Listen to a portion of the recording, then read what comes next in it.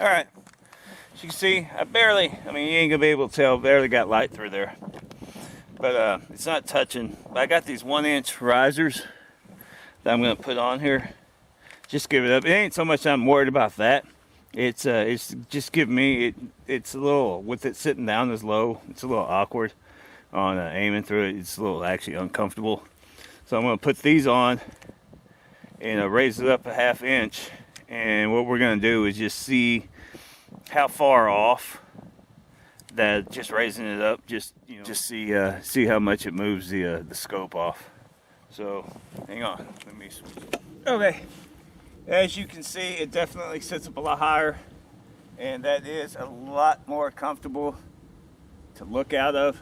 I mean, me personally, I like a lower profile on my scopes instead of sitting up so high, but on this case, it definitely is a big difference, and it is a lot easier to look through. All right, so we're just going to see how far off by just basically raising the scope up 1/2 inch. See what we got.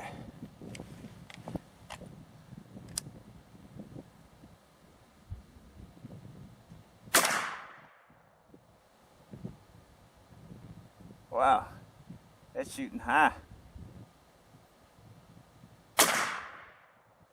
I'm aiming at the bottom one.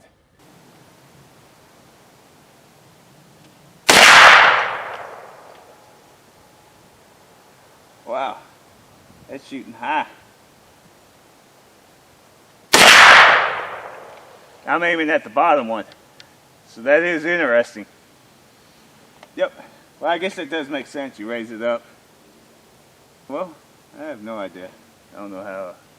I don't know, but that is interesting. So aiming at the bottom, that's roughly going 1, 2, 3, 4, 4 to 5 inches high with a 1/2 inch riser. So there you go.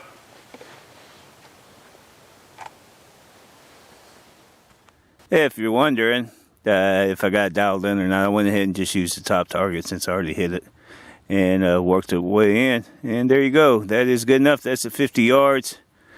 I'm going to leave it there because with the little bit of difference that it is at 100 yards, it should still be going on, and I'm actually hitting right above it. So doing all right. There you go.